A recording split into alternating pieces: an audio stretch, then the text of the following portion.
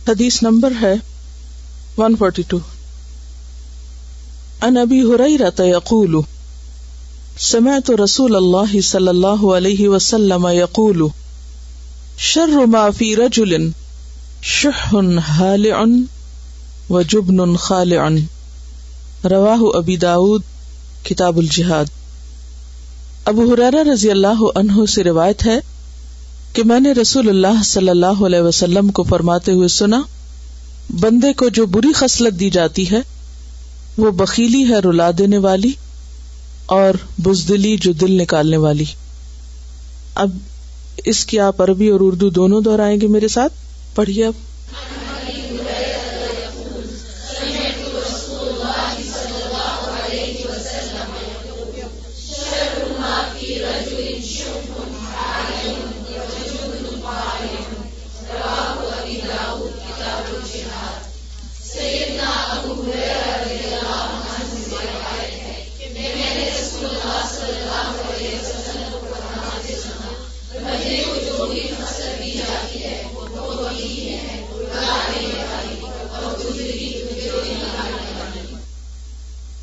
لفظی ترجمہ. عن ابی ہریرہ تھا، ابو ہریرہ رضی اللہ عنہ سے روایت ہے، یقول وہ کہتے ہیں، سمعت میں نے سنا رسول اللہ صلی اللہ علیہ وسلم سے، یقول آپ فرماتے تھے، شر برائی، ما جو، فی رجل کسی شخص میں ہو، یعنی کسی شخص کے برا ہونے کی علامت کیا ہے یا اس میں کون سی بدترین خصلت ہو سکتی ہے. شح بخل تنگ دلی، ہالع رلا دینے والی کڑھانے والی، جس کی وجہ سے انسان کڑھن میں مبتلا رہے، جلتا کڑتا رہے. وجبن اور بزدلی، خالع گھبرا دینے والی، دل نکال دینے والی. اسے ابو داؤد نے روایت کیا ہے. انسان کے اندر بہت سی ویکنیسز ہوتی ہیں، بہت سی خامیاں ہوتی ہیں. ان میں سے کچھ ایسی خامیوں کا ذکر کیا جا رہا ہے جو انسان کے لیے انتہائی نقصان دہ ہیں. ان میں سے ایک کیا ہے؟ شح ہالع. شح کا معنی تو آپ کو معلوم ہے، لیکن لفظ ہالع غور طلب ہے. ہالع کا لفظ جو ہے یہ ہلع سے ہے. ہلا باب سمع سے ہو تو مانا ہوتا ہے بھوکا ہونا. جب انسان بھوکا ہوتا ہے تو اس کی کیفیت کیا ہوتی ہے؟ بھوک میں آپ کی فیلنگ کیا ہوتی؟ خوشگوار، تکلیف دہ. اس وقت کسی کو بھوک لگی ہوئی، اسی لیے کہتے ہیں نا کہ بھرے پیٹ سے علم نہیں حاصل ہوتا. جی، باب سمع سے ہلیا ہو تو مانا ہوتا ہے بھوکا ہونا، اور ہلع لالچی ہونا.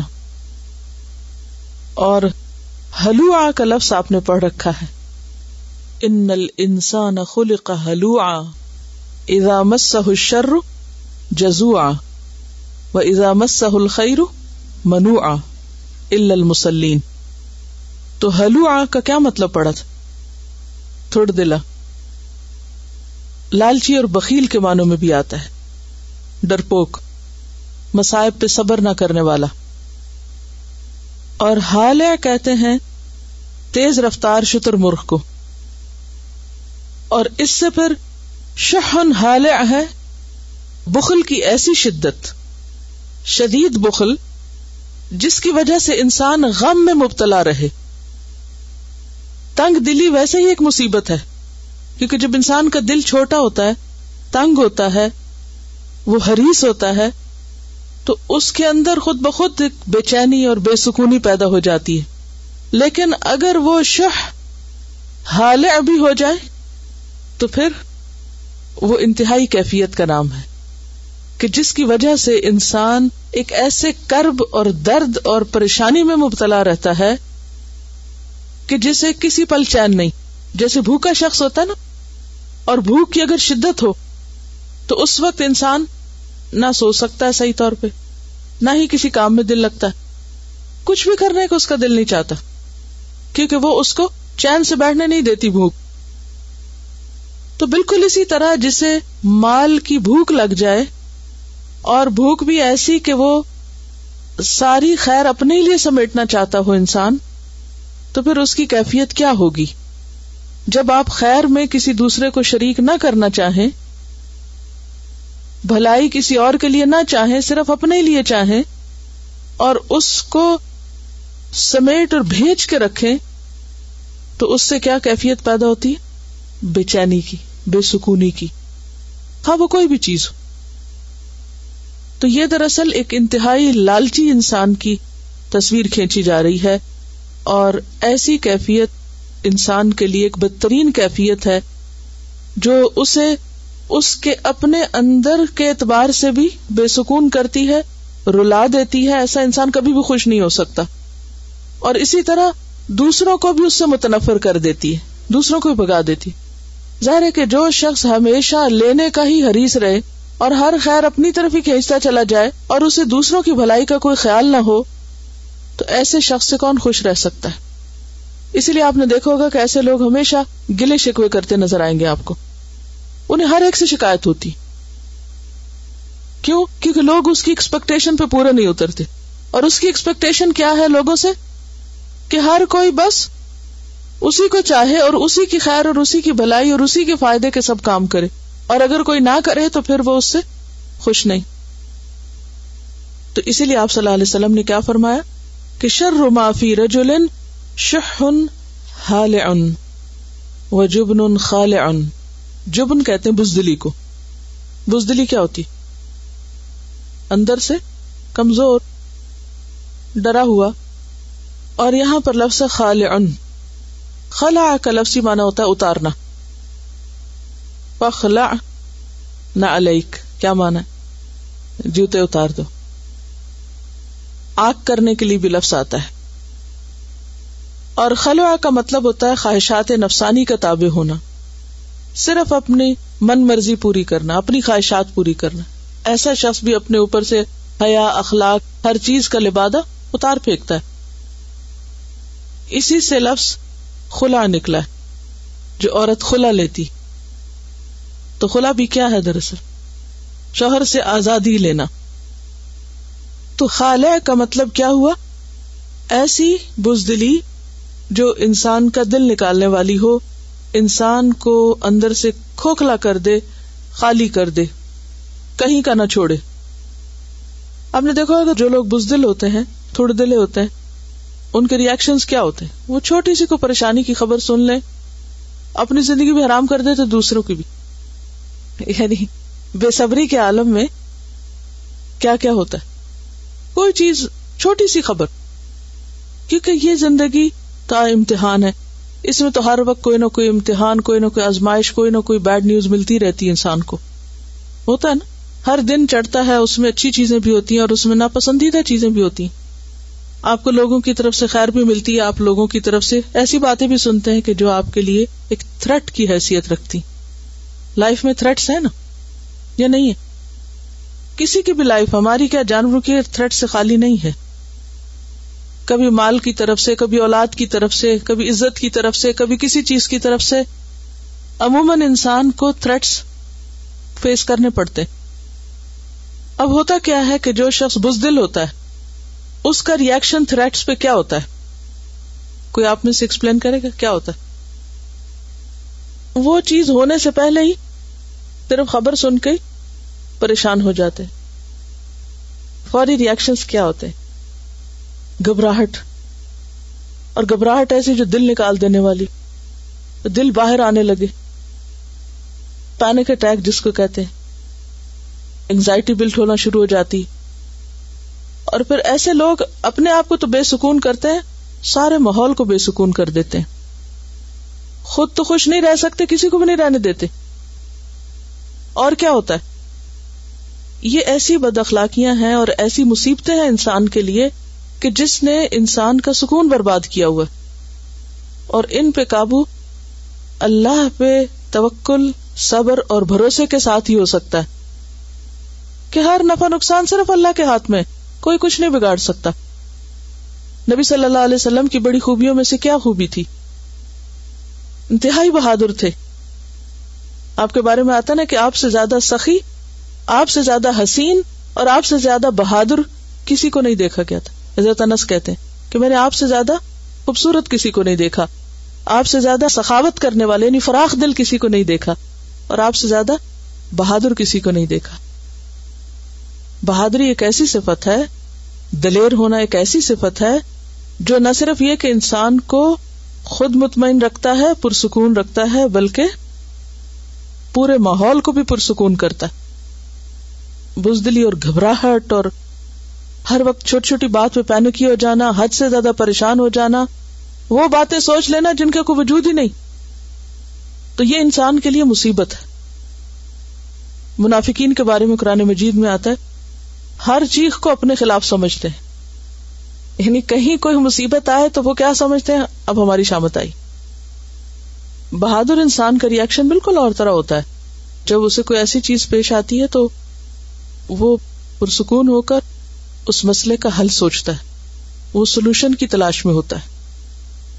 کیونکہ اگر آپ چیخ پکار شروع بھی کر دیں, ہڑبونگ مچا دیں, تو اس سے سولوشن تو نہیں ہاتھ آئے گا, آپ کی انرجی اور زیادہ کم ہو جائے گا, آپ اور ویک ہو جائیں گے, کیونکہ آپ کی ساری انرجی تو پریشانی میں لگ گئی. اب آپ کے پاس طاقت کہاں بچی کہ آپ کوئی فیصلہ صحیح طور پہ کر سکیں. اللہ پہ بھروسہ اور توکل اور صبر یہ ایمان کا ثمرہ ہوتا ہے, یہ ایمان کے نتیجے میں حاصل ہوتا ہے.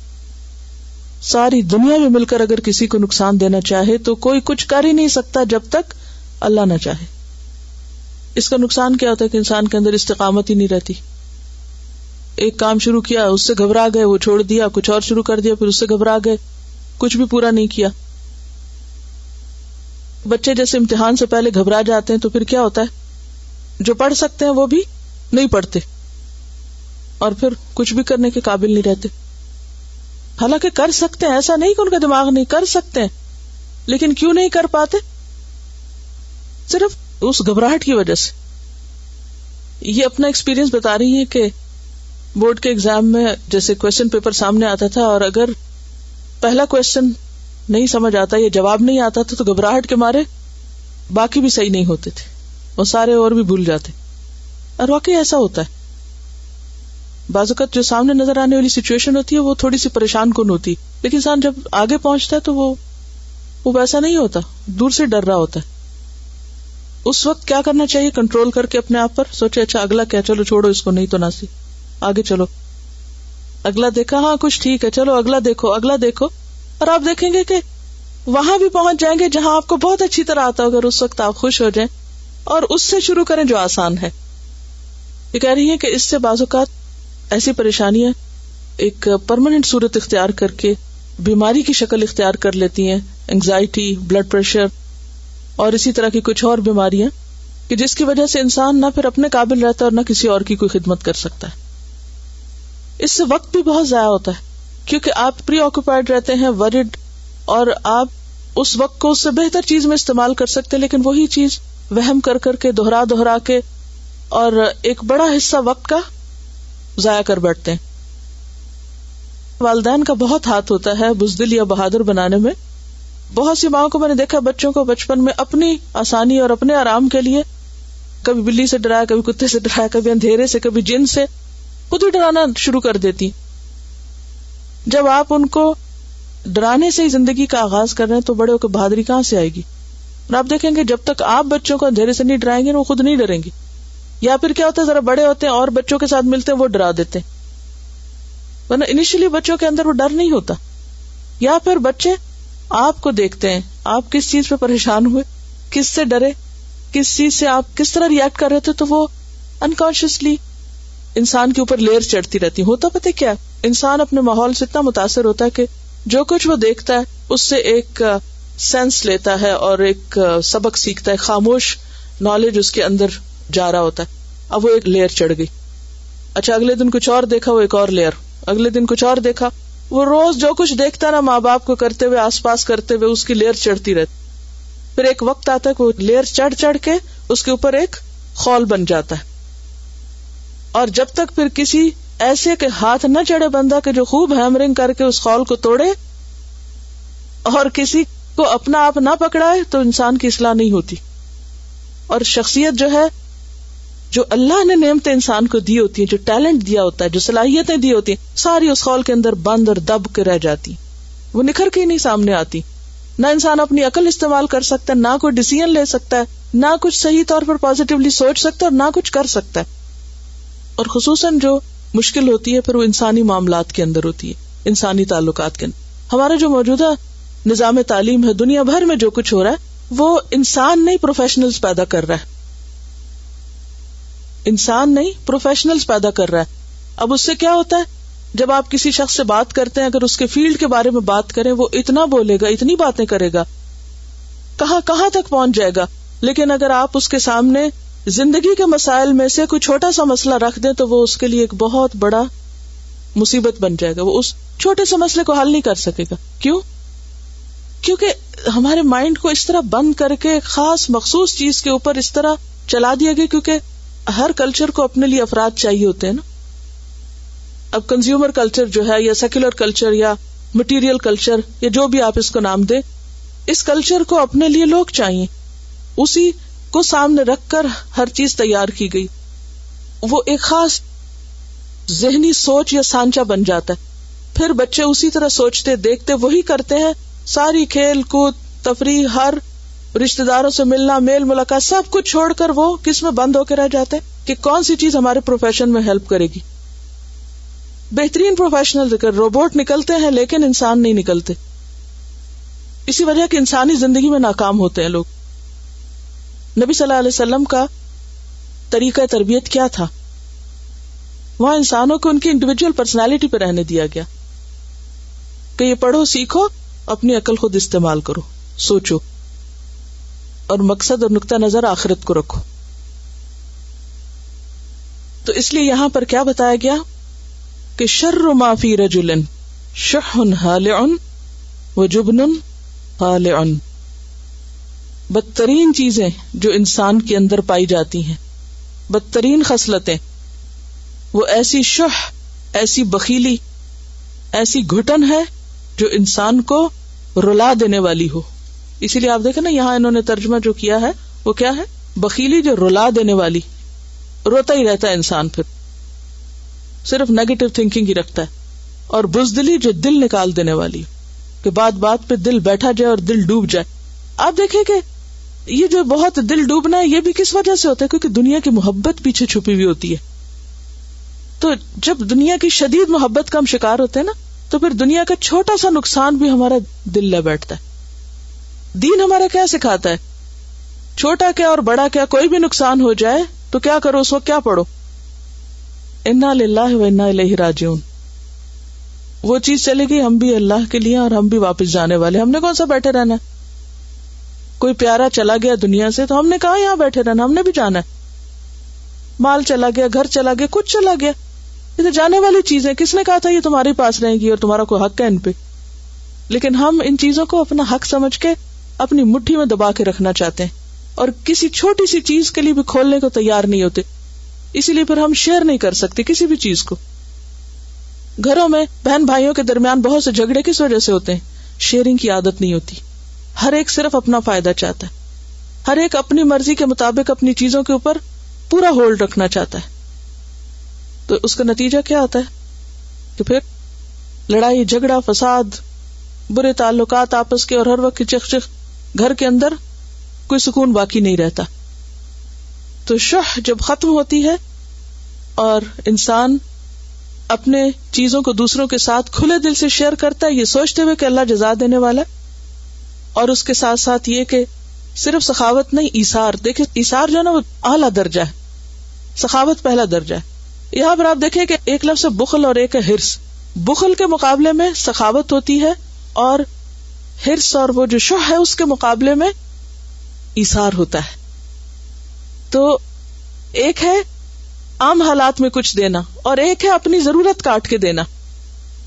تو یہ اعلیٰ درجے کے اخلاق جو ہیں کہ اپنی ضرورت پیچھے کر کے دوسرے کی ضرورت پوری کر دینا، یہ خود غرضی کے ساتھ کبھی بھی ممکن نہیں ہوتا. خواہ وہ کسی کی مادی ضرورت ہو یا وہ کسی کی کوئی اور ضرورت ہو. نبی صلی اللہ علیہ وسلم کی سخاوت کی مثالیں ایک نہیں بے شمار ہیں، اور انشاءاللہ اگر یہ کتاب آپ پڑھیں گے وَمِمَّا رَزَقْنَاهُمْ يُنْفِقُونَ، شح کا علاج سخاوت میں ہے، انفاق میں ہے، دینے میں ہے. تو کیا دیا جائے، کتنا دیا جائے، نبی صلی اللہ علیہ وسلم کی سنت کیا ہے، تو اس میں انشاءاللہ اس میں کافی حد تک ڈیٹیلز ملیں گی آپ کو. اور نبی صلی اللہ علیہ وسلم کتنا دینے والے تھے. صفوان بن امیہ کا تو معلوم ہے نا آپ کو کون تھا، امیہ بن خلف، نبی صلی اللہ علیہ وسلم کے شدید دشمنوں میں سے تھا، بدترین دشمنوں میں سے امیہ بن خلف. مکہ فتح ہوا اور اس کے بعد جنگ حنین ہوئی، اور پھر نبی صلی اللہ علیہ وسلم کے پاس بے شمار غنائم آئے. تو صفوان جو تھا وہ آپ کے پاس آیا، اور اس حال میں آیا کہ آپ کے پاس اس وقت دو پہاڑوں کے بیچ میں جو وادی تھی وہ بکریوں سے بھری ہوئی تھی.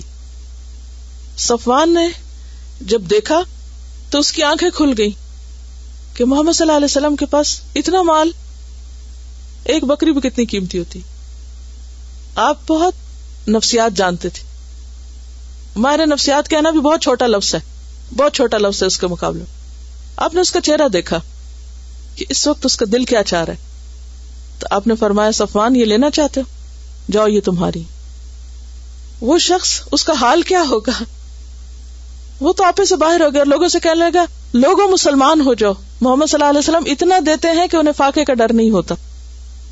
وہ جو آپ کے دشمن کا بیٹا ہے، کسی دوست کا بیٹا نہیں ہے، ہم تو شاید دوست کے بیٹے کو بھی یہ سب نہ دیں، دشمن کا بیٹا ہے، اس کو آپ اتنا دے رہے ہیں اور وہ آپ کا لاؤڈ اسپیکر بن جاتا ہے. لوگوں مسلمان ہو جاؤ، مسلمان ہو جاؤ. محمد صلی اللہ علیہ وسلم اتنا دیتے ہیں کہ اس بات سے ڈرتے ہی نہیں. ڈر تو ہے ہی نہیں نا، جبن تو کوئی ہے ہی نہیں کہ انہیں اپنے بھوکا رہنے کا کوئی ڈر نہیں ہے کہ میں نے دے دیا تو میرا کیا بنے گا. پھر ان لوگوں کے ہاتھوں آگے اسلام پھیلا تھا.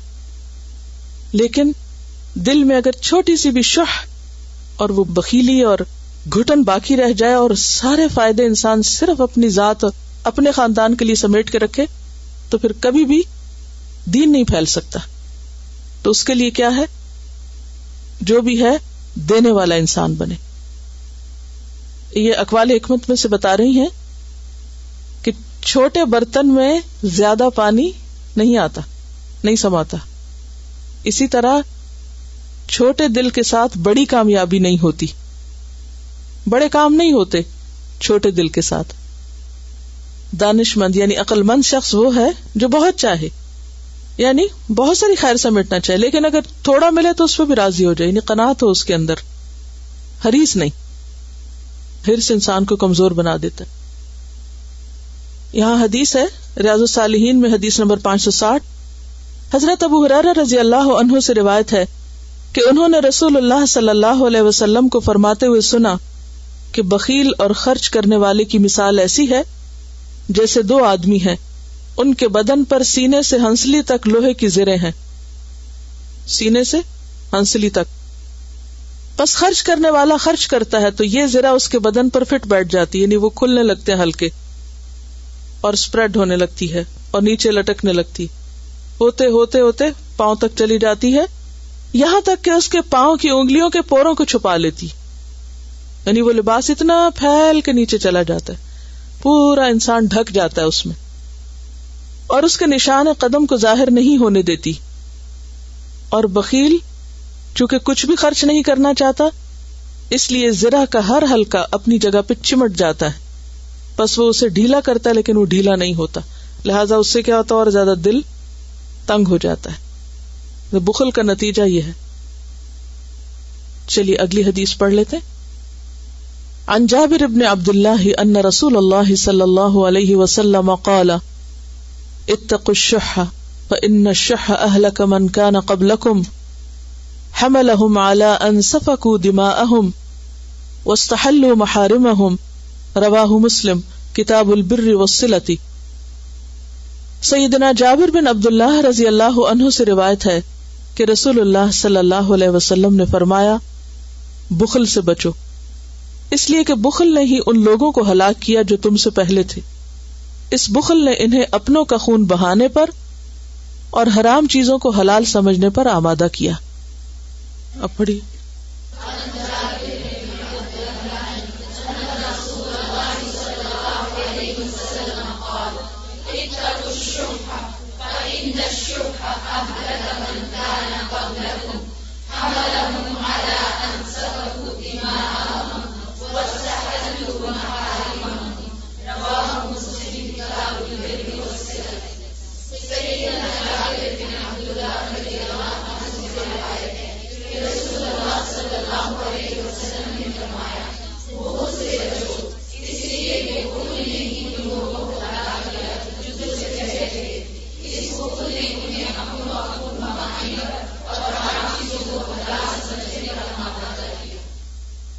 لفظی ترجمہ ان جابر بن عبداللہ، جابر بن عبداللہ رضی اللہ عنہ سے روایت ہے، ان بشک رسول اللہ قال، رسول اللہ صلی اللہ علیہ وسلم نے فرمایا، اتقوا الشح، بچو شح سے، دل کی تنگی سے، فإن الشح، پس یقیناً شح نے اہلک ہلاک کر دیا، من اس کو جو کانا تھا قبلکم تم سے پہلے لوگوں کو شح نے ہلاک کیا، حملہم اس نے اٹھایا ان کو، یعنی اکسایا، علی اس بات پر، ان یہ کہ سفکو وہ بہائیں، دماءہم اپنے خون، واستحلوا اور حلال کر لیں، محارمہم اپنی حرام چیزوں کو۔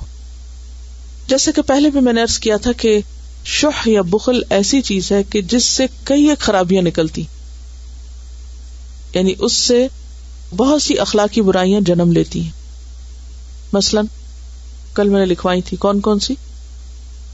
خود غرضی، خیانت، مطلب پرستی، بددیانتی، بے مروتی، بدسلوکی، تنگ نظری، لالچ، بدخواہی، شح ہے اس کے پیچھے۔ تو یہاں پر آپ صلی اللہ علیہ وسلم فرما رہے ہیں کہ شح پہلے لوگوں کی ہلاکت کا سبب بنا، قتل و غارت کا سبب بنا، کیونکہ جب انسان معاف کرنے پہ تیار نہیں ہوتا، دل کھلا نہیں کرتا، دوسرے کے لیے خیر و بھلائی نہیں چاہتا، تو پھر نتیجہ کیا ہوتا ہے؟ لڑائی، دنگا فساد، اور پھر اگر وہ بڑھتی جائے تو الٹیمیٹلی کیا ہوگا؟ قتل و غارت۔ تو آپ نے فرمایا کہ یہ شح پہلے لوگوں کو ہلاک کر چکی، یعنی تمہیں بھی ہلاک نہ کر دے، اگر تمہارے اندر بھی شح آئی تو ایسا ہی ہوگا۔ حملہم اسی نے ان کو اکسایا، آمادہ کیا، انسفکوا دماءہم کہ وہ اپنے خون بہائیں، یعنی بھائی نے بھائی کو قتل شح کی بنیاد پر کیا، دل کی تنگی کی وجہ سے کیا۔ واستحلوا محارمہم اور انہوں نے حرام چیز کو حلال کر لیا، یعنی جیسے قتل انسانی حرام ہے، جان محترم ہے، تو اس کو انہوں نے حلال کر لیا۔ بل سولت لکم انفسکم امرا، اخوان یوسف نے یوسف علیہ السلام کو کنویں میں کیوں ڈالا؟ حسد تھا، لیکن حسد کی بنیاد بھی کیا تھی؟ دل کی تنگی تھی کہ اس کی طرف کیوں توجہ ہے باپ کی۔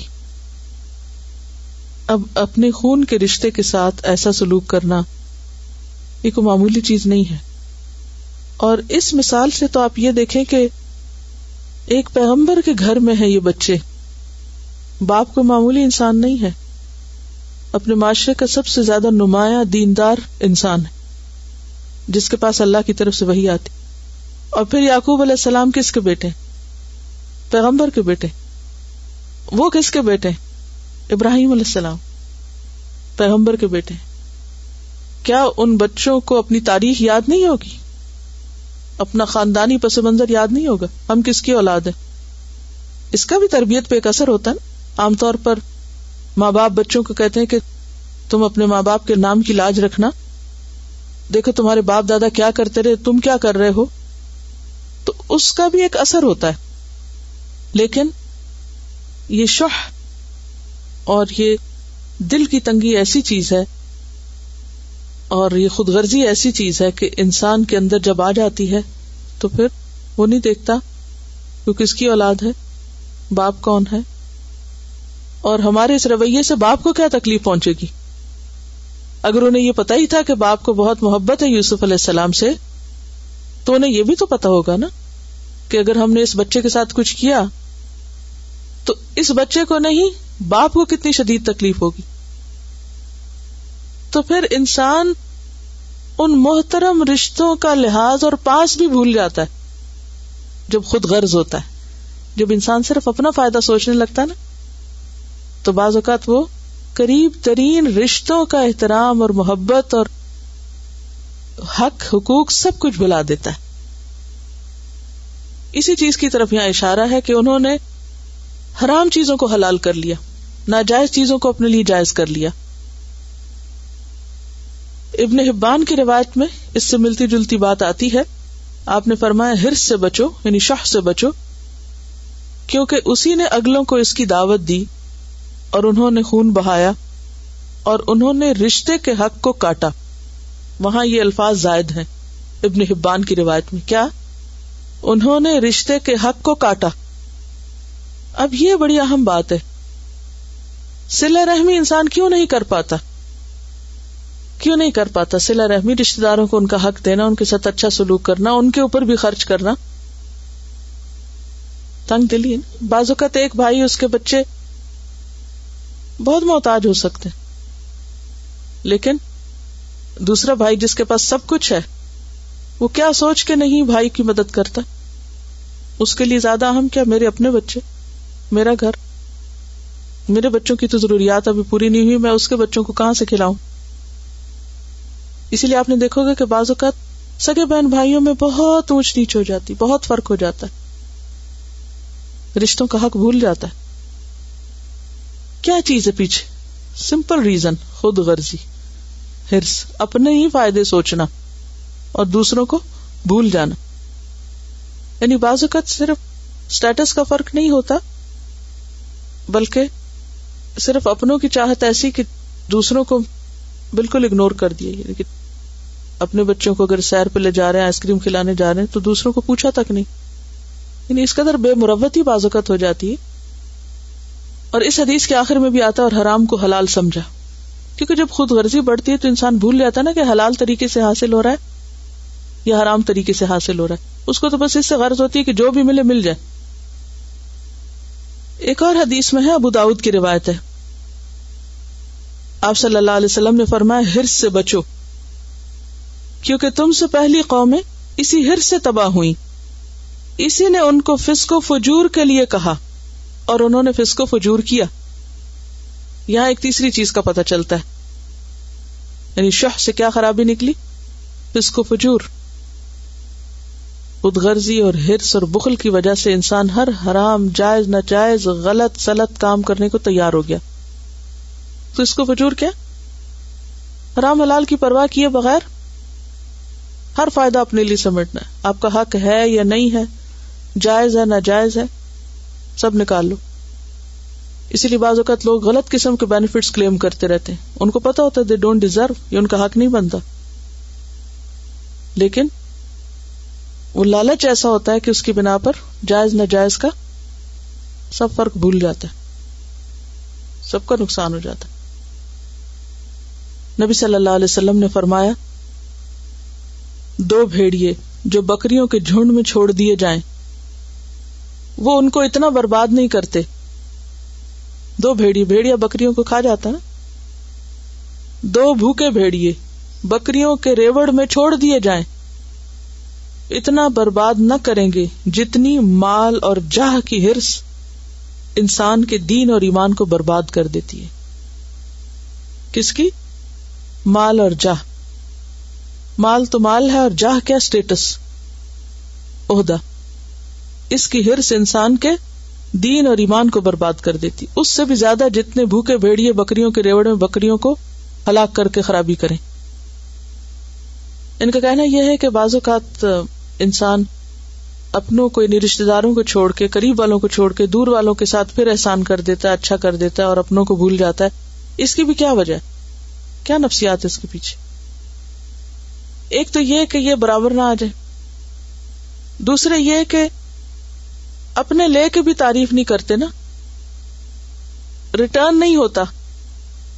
لیکن اگر آپ کسی غیر کے ساتھ کرتے ہیں تو وہ اس کو احسان مانتا ہے، اور آپ کی ناموری کرے گا، آپ کو شہرت ملے گی، آپ کا شکریہ ادا کرے گا اور وہ آپ کو شاید ریٹرن بھی کرے، تو پھر انڈائریکٹلی تو وہی خود غرضی ہے نا، فائدہ تو اپنا ہی ہے نا. اور جب اللہ کے لیے ہو تو انسان پھر یہ دیکھتا کہ اللہ نے کیا ترتیب بنائی ہے، پہلے کس کا حق ہے، پھر کس کا، پھر کس کا. وہ اندر سے باہر کی طرف جاتا ہے. پھر انسان یہ چیز نہیں ڈھونڈتا کہ مجھے واپسی میں کیا ملے گا، وہ یہ دیکھتا ہے کہ ضرورت کہاں زیادہ ہے. حضرت ابوبکر صدیق رضی اللہ تعالیٰ عنہ کے بارے میں آتا ہے کہ جو سب سے آگے تھے صدقہ خیرات کے معاملے میں، لیکن تھوڑی سی جب ٹھیس پہنچی تو انہوں نے انسان ہونے کے ناطے یہ فیصلہ کیا کہ جس نے میرے ساتھ یہ کیا ہے میں بھی اس کو اب آئندہ کچھ نہیں دوں گا. تو اللہ سبحانہ وتعالیٰ نے فرمایا وَلَا يَأْتَلِ أُولُو الْفَضْلِ مِنْكُمْ وَالسَّعَةِ أَنْ يُؤْتُوا أُولِي الْقُرْبَى وَالْمَسَاكِينَ وَالْمُهَاجِرِينَ فِي سَبِيلِ اللَّهِ وَلْيَعْفُوا وَلْيَصْفَحُوا. کس قدر خوبصورت انداز ہے، ان لفظوں کو دیکھ کے بھی پیار آتا ہے جس طرح لکھے ہوئے ہیں نا. وَلْيَعْفُوا وَلْيَصْفَحُوا، کون کہہ رہا ہے؟ اللہ کہہ رہا ہے. کس انداز میں کہہ رہے ہیں؟ ان کو چاہیے کہ یہ معاف کر دیں. یعنی امیجن کریں حضرت ابوبکر کو اللہ تعالیٰ انڈائریکٹلی فرما رہے ہیں وَلْيَعْفُوا وَلْيَصْفَحُوا. نیا صفحہ کھولو، نیا page Alto, let start again. یعنی معاف کرنا ایسا کہ بالکل آؤ نئی ٹرم سے شروع کرتے ہیں، پچھلی سب باتیں بھلاؤ. الا تحبون ان یغفر اللہ لکم واللہ غفور الرحیم. یہ کہہ رہی ہے کہ معاف کرنا آسان ہے، درگزر کرنا مشکل ہے. واقعی مشکل ہے، لیکن یاد رکھیے ہمیشہ کہ جو کام جتنی مشکل سے ہوتا ہے اس پر اتنا ہی بڑا اجر اور اس کی اتنی ہی بڑی خیر اور اس سے اتنی ہی بڑی برکت پھوٹتی. تجربہ کر کے دیکھ لیجیے، جو چیز آپ نفس کے خلاف جا کے کریں گے یہ ہو نہیں سکتا کہ اللہ دنیا میں اس کا آپ کو صلہ نہ دکھائے. ان انسان کو ہمیشہ یہ سوچنا چاہیے کہ ہم دن میں کتنی خرابیاں کرتے ہیں اور اللہ کو تو سب پتا ہے، اندر باہر پتا ہے. اس کے باوجود اللہ تعالیٰ مہربان ہے، شفیق ہے، رحیم ہے، وہ ہم پہ رحم کرتا چلا جاتا ہے. تو ہمارے اندر بھی دوسروں کو معاف کرنے اور درگزر کرنے کا جذبہ ہونا چاہیے. دیکھیے اللہ کے راستے میں نہ دینا بخل ہے، ٹھیک ہے، چاہے وہ مال ہو یا پھر کسی کا قصور معاف کر دینا. کیونکہ والکاظمین الغیظ والعافین عن الناس واللہ یحب المحسنین. اور احسان کیا ہوتا ہے؟ کسی کو اس کے حق سے زیادہ دینا. تو کیا دینا یہاں؟ دونوں میں کیا ہے؟ کاظمین الغیظ میں کیا ہے؟ عافین عن الناس میں کیا ہے؟ معافی تو ہے، دوسرے کو اپنے غصے کے یا عتاب کے نشانے سے بچا لینا. اور عافین عن الناس بھلا دینا، معاف کر دینا، درگزر کر دینا. ایسے ہی لوگوں سے اللہ محبت کرتا ہے. بڑا مشکل ہوتا ہے، لیکن اگر آپ کرنا چاہیں تو اللہ آسان بھی کر دیتا ہے، مشکل نہیں رہتا. اور اگر آپ پالنا چاہیں تو پالے رکھیں. مشکات کی روایت میں آتا ہے قال رسول اللہ صلی اللہ علیہ وسلم، رسول اللہ صلی اللہ علیہ وسلم نے فرمایا تعرض اعمال الناس فی کل جمعۃ مرتین. انسان کے اعمال ہر ہفتے 2 بار پیش کیے جاتے ہیں، یوم الاثنین و یوم الخمیس، سوموار اور جمعرات کو. اسی لیے آپ 2 دن کا یہ روزہ رکھا کرتے تھے نفلی. آپ نے ایک اور موقع فرمانا کہ میں چاہتا ہوں کہ میرے اعمال جس وقت پیش کیے جائیں تو میں روزے سے ہوں. فَيُغْفَرُ لِكُلِّ مُؤْمِنٍ، ہر مومن بندے کو معاف کر دیا جاتا ہے، الا عبدن، سوائے اس بندے کے، بینہ و بین اخیہ شحناء، کہ اس کے اور اس کے بھائی کے درمیان کینہ ہے. فَيُقَالُ، کہا جاتا ہے، اترکو ہذین، ان دونوں کو چھوڑ دو، حتی یفیئا، یہاں تک کہ یہ دونوں پلٹ آئیں، صلح کر لیں، اصلاح کر لیں. غل کی وجہ سے انسان معاف نہیں کرتا نا. شحنا جو ہے وہ شح نہیں ہے، لیکن شحنا اور شح کا ایک کنیکشن ہے. عداوت اور کدورت انسان اپنے اندر کیوں رکھتا ہے؟ کہ دل کی تنگی کی وجہ سے، ورنہ تو دل کھولے اور باہر پھینکے سب. اس میں بہت بڑا سبق ہے ہمارے لیے کہ ساری زندگی بھی کرتے رہے اور ایک موقع پہ آ کے اگر ہم ضد بار کے بیٹھ جائیں تو ولیعفو ولیصفحوا کی بات ہے. شح کا علاج جو ہے وہ سخاوت اور ایثار ہے. حضرت ابوبکر جتنا دیتے تھے اس سے دگنا کر دیا بعد میں، کیونکہ صرف ولیعفو نہیں کیا، ولیصفحوا بھی کیا. یہ کہتی ہیں کہ انہوں نے کل سٹنجینس پہ ذرا ڈال کے دیکھا تو بہت فنی چیزیں سامنے آئیں. جب میں نے وہ ورڈ ڈال کے دیکھا تو اس میں بہت ساری چیزیں آئی ہوئی تھیں. سب سے زیادہ جو مجھے لگی آئی کیچنگ وہ تھی کہ ریلیشن شپس میں کس طرح سٹنجینس ہوتی ہے. تو جیسے اس میں انہوں نے یہ لکھا ہوا تھا کہ سپوز کہ ہسبینڈ اینڈ وائف ہیں, تو اس میں آپ کی وائف آپ کے لیے بہت کچھ اچھا کر رہی ہے اور آپ کو بہت آرام بھی دے رہی ہے, ایوری تھنگ وہ آپ کے لیے کر رہی ہے, لیکن اس میں آپ کیا کہہ رہے ہیں, اس کو آپ اپریشیشن کے کوئی جملے نہیں بولتے اس کو, لیکن آپ اس کو یہ بھی نہیں بتاتے کہ تم نے بہت اچھا کیا یا آج تم بہت اچھی لگ رہی ہو, یا یہ کہ جو قربانی کر رہے ہیں آپ اس کو نہیں بتا رہے. تو اس میں انہوں نے لائک بچوں اور والدین کا بھی دیا ہوا تھا کہ اگر بچہ آپ کا گریڈز لا رہا ہے تو آپ اس کو بہت اپریشیٹ کر رہے ہیں, آپ سے کہہ رہے ہیں کہ یو ڈیڈ ویری ویل اور سم تھنگ لائک دیٹ.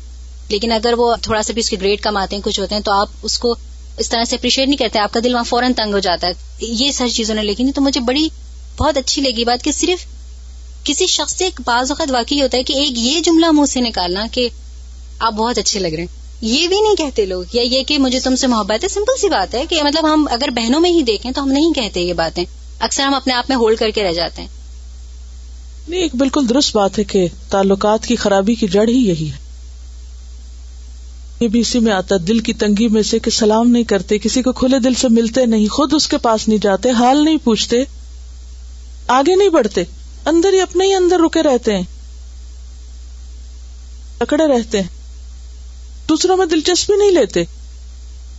کون پاس بیٹھا ہے, ہو سکتا ہے کہ سارا دن بعض اوقات کوئی ساتھ بیٹھا اور آپ کو یہ یاد نہ ہو کہ آج میں کس کے ساتھ بیٹھی ہوئی تھی کلاس میں.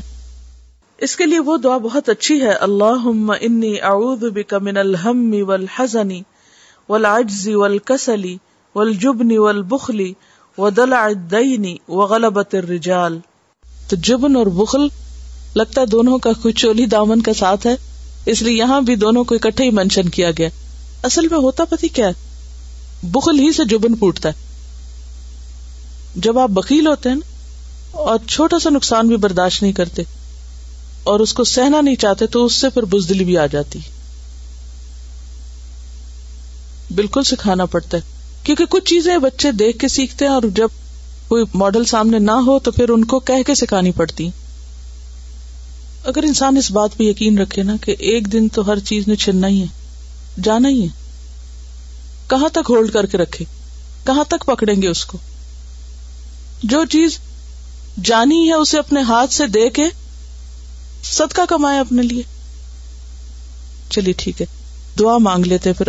اللہم انی اعوذ بک من الہم والحزن والعجز والکسل والجبن والبخل ودلع الدین وغلبۃ الرجال. آمین.